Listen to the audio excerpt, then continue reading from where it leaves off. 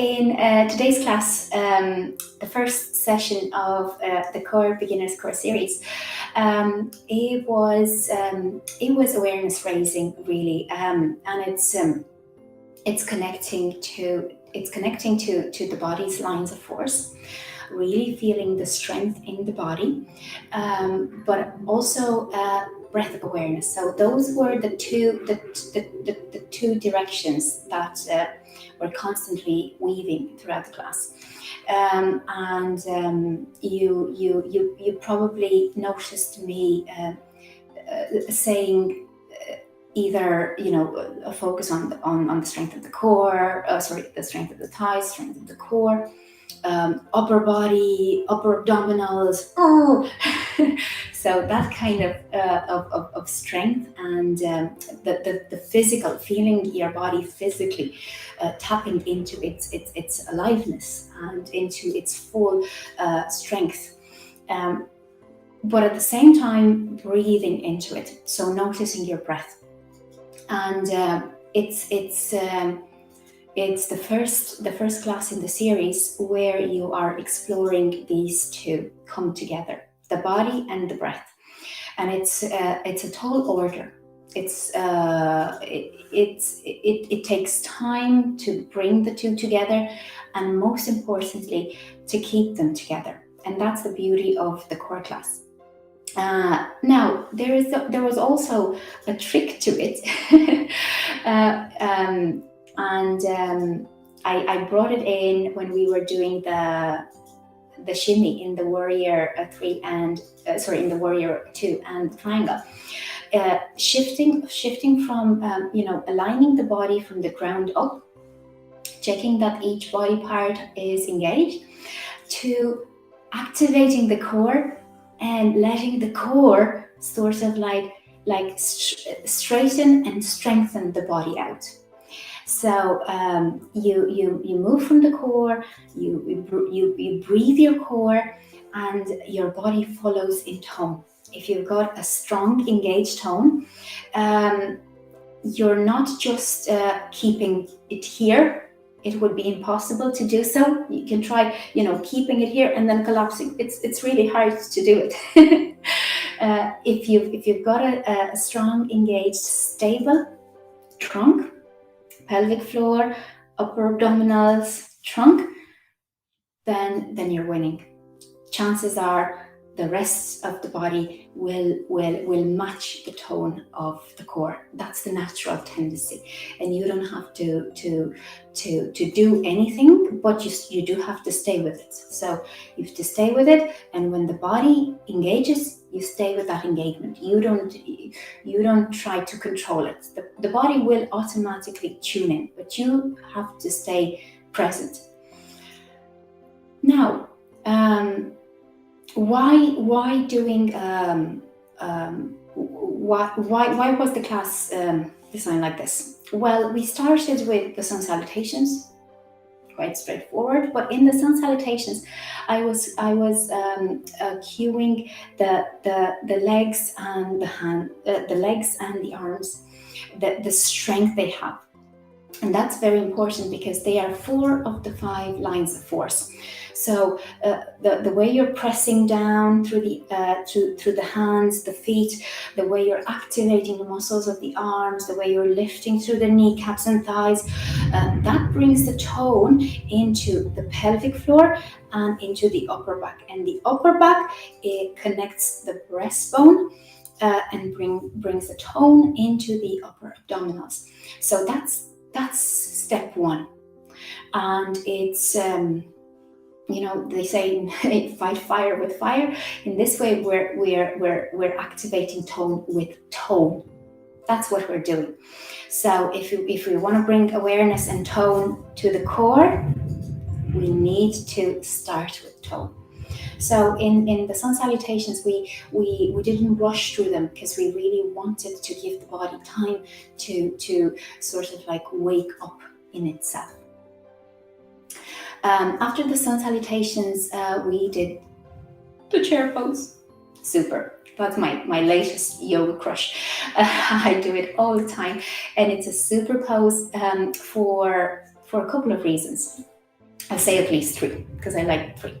Now, first of all, it gets you into your feet and your thighs and your pelvic floor. So you can't go into chair pose if you don't have open feet, strong thighs, pelvic floor engaged. You can't keep it.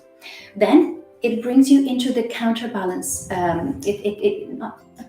Not it brings you, it activates the counterbalance in your body naturally. Your torso will come forward so that you sit back. It's like sitting into a chair. Your torso comes forward, then you can sit deeper. So it's the lower body calling the upper body. It's very important. It's the body's inner language. And because the lower body is calling the upper body, where are they going to meet? Ta-da! You got it. It's the core. So it's a simple pose. No complications to it, but it's a pose that you can spend time in. Loads of variations, hands up. We did a balancing version, then we did a twist. So and there are at least 10 more.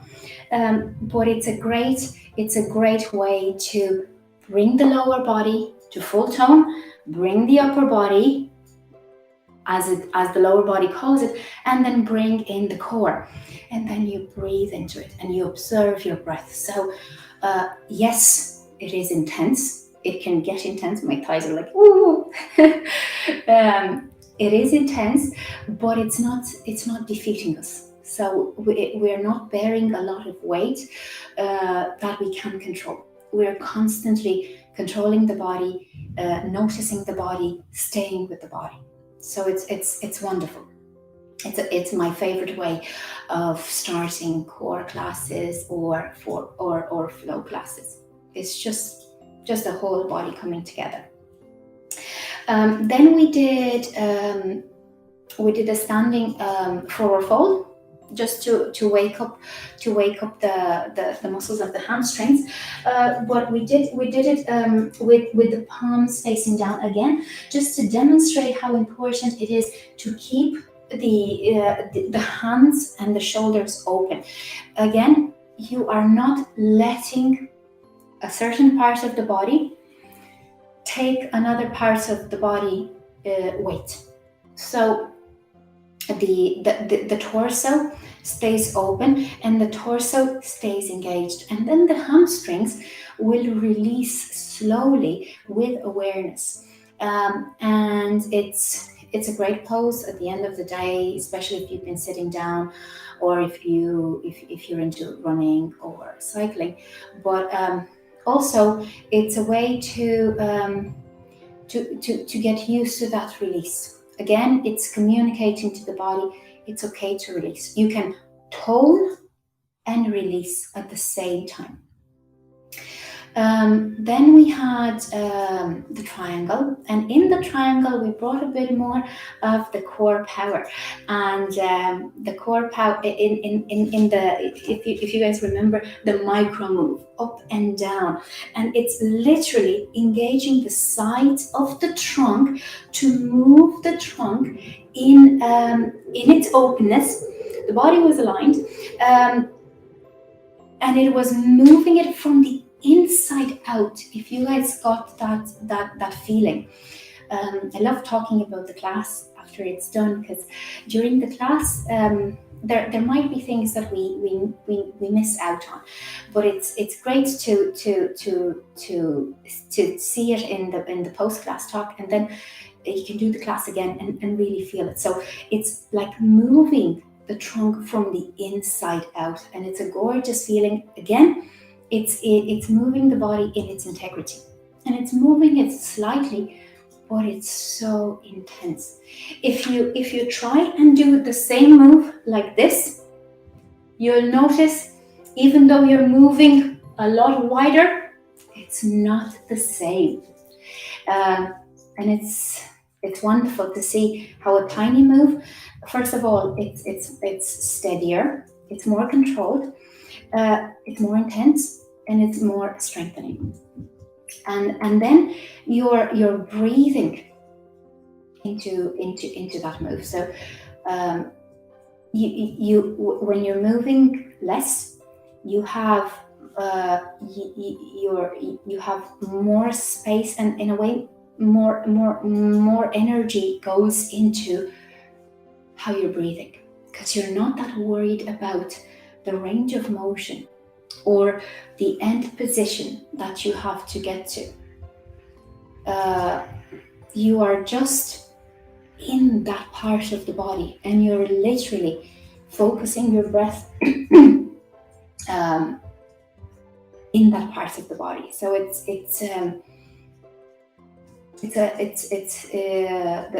intensity of the focus is much higher. Then we did the forward wide-legged fold, and again I kept you guys in moving within the same range of motion. So this time we were bringing the hamstrings back. We're bringing hamstrings back.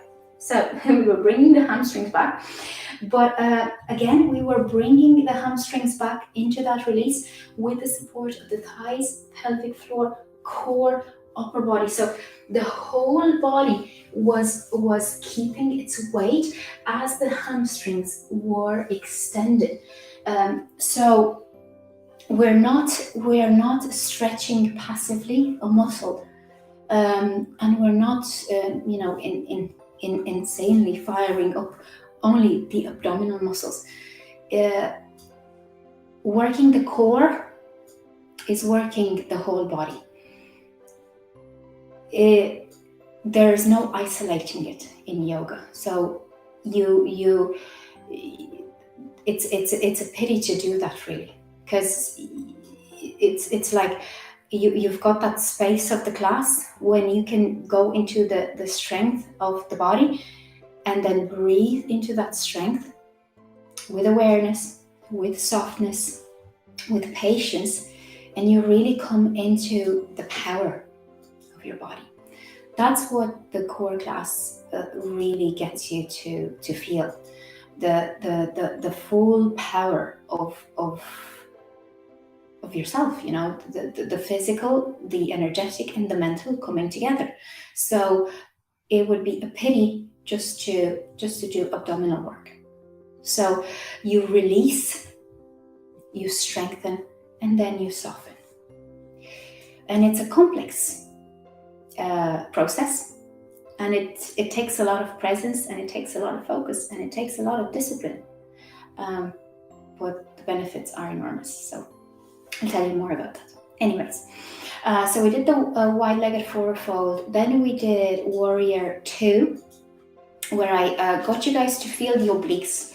So in Warrior 2, when you were pushing, I'm doing mini poses now. So when you're activating the right thigh, you're pressing back with the left hand. So it's this corner of the body connecting to this corner of the body. And how are they going to do that? Through the core. So it's like getting from point A to point B. You cross the core, and it's an exercise in awareness, and it's an exercise in tone and activation, and it's about bringing the body together in tone. So, and the core does that. And you were feeling the side muscles on the left side. Then on the other side it was the same thing. And then when we did the extended sideways stretch, we were constantly lifting again to keep. So this side got engaged, but then we got this one engaged, and it was like, wow, unbelievable. The whole trunk is working together with the lower part of the body and the upper part of the body. So it's getting a sense of that integrity, that strength throughout the body. No part of the body is working less, or no part of the body is working more, because that can happen as well.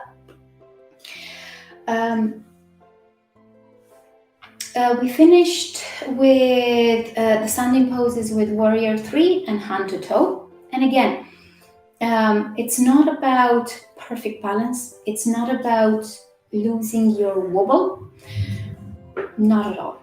Every day and every moment of the day is different when it comes to balancing poses. But what stays there throughout the practice is the engagement, the root, the rise, the core awareness, and breath awareness. So these are the elements that we never let go of. The rest, whether you put the foot down and you didn't come straight up, whether you wobbled a bit in the hand to toe, not a problem. It's never a problem. But have you kept your roots, your feet? Have you kept the toe, your lines of force in the legs, the kneecaps, the thighs, the active elbows extending from the armpits to the tops of the fingers? Have you kept your core, your tailbone in, your breastbone in? Have you kept your breath steady and aware? Sometimes it's softer, sometimes it's stronger. Again, it depends on the day. It depends on where we are. There's no right or wrong. There's just us being there in our bodies. So that's what we're looking for. The rest, great to have a physical challenge, and I love physical challenges. I'll always bring something new, or something where you find that edge in your body. But at the same time, it's not a pass or fail, not at all. It's just about staying with your body, and that's the beauty of it. It's like going on a trip. You go on a trip, you know you're going to see wonderful things, and sometimes you're going to see things that are not that nice, but still you're there. Still, it's part of the exploration. It's part of the journey, and it's part of you being present. And at the end of the day, it's about dropping all that judgment and saying, no, it's really not good or bad. It is what it is. And again, that's what the core will do. Because when you have the core power kicking in, it's really about personal power. And it's the strength, and it's the presence in that strength. It's the awareness. It's the breath awareness that you bring into that strength that allows you to soften and to stay open in that strength. So you're not activating the strength in your body to defeat yourself in it. You're activating it to power you, to empower you. So you need to let it do its thing. I always say that in the core classes because that's my personal experience. That's how I felt my core kicking in. It's when it gets going, I stay present, I stay with it, but I'm not in its way. So it has to do its thing. The fire, it's the solar plexus, the fire element of it. You need to let it burn. You need to let it open space. If you don't, you're like trying to. There's no point in it. So just let the fire burn and feel it. Feel the heat. Yes. So that was it for the standing poses. We finished with a back bend cobra, again getting into the strength of the upper body, but with the engagement of the lower body. Because if we are not keeping the lower body engaged, if we're not keeping the pelvic floor engaged, tailbone tucked, we'll be compressing in the lower back. So we're not lifting from the lower back in cobra, we're lifting from the upper back with core support. So the breastbone doesn't stick forward, it goes high up. So when you're down, it goes straight rather than propping it up like this.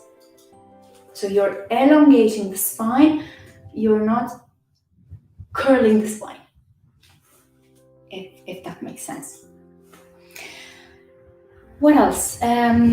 We did the dolphin flow. Yay, the dolphin flow. I'm sure you loved it. The dolphin flow is a great one for upper body strength, lower body strength, and moving from the core. which is something that we'll be exploring in the core classes, but also in the core flow classes. So it's a complex move, but it's also a great cool down. It just centralizes, it brings the energy together, it brings the awareness together, it brings the body together. It's like, ooh, I really feel myself here. And again, you need to let the core do its thing. And then the half headstand. So yeah, the half headstand is a cooling inversion. Again, the core needs to keep the two parts of the body balanced. And there's no chasing the posture. Of course, as the core gets stronger, that will help with all inversions, whether you're working on headstands, handstands, anything like that. You will see your body get stronger, no doubt about that. But you'll also see your body really connect. So you'll be, core work is moving, speaking, doing whatever it is that you're doing, generally from the same place.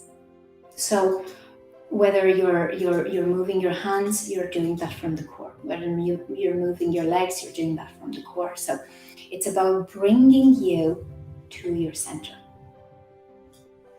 It's about connecting everything in the body, around and in the center. And that brings me to the final meditation,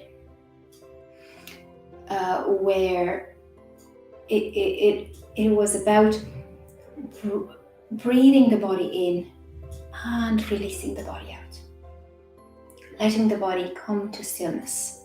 There were the 4 stages of the breath as part of our breath awareness today.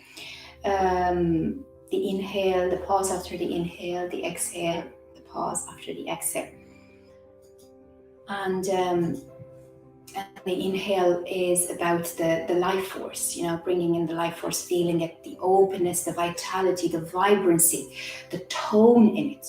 It's a strong sensation, undeniable strong sensation. When you have a challenge in your life, you're like, I'll take a breath in and I can do it. And then you stay with it. You let yourself feel it. You let yourself check how your body responds to it, where it goes. Sometimes you feel like, ooh, my hands are, my legs are waking up and are toning and are activating. So after you stay with it, you gently release it and you release into it. So you allow the body to in a way, the breath is like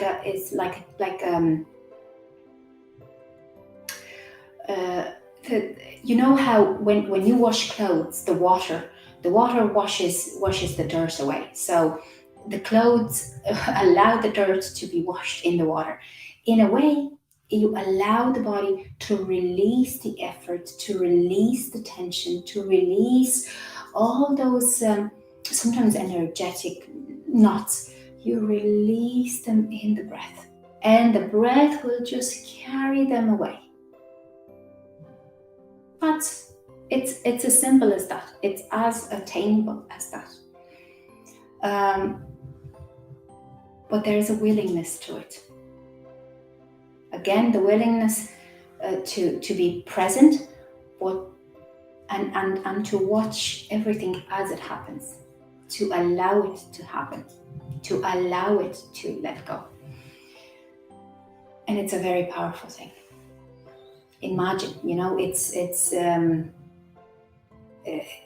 if you've got a cup that's full, you can't pour anything into it anymore.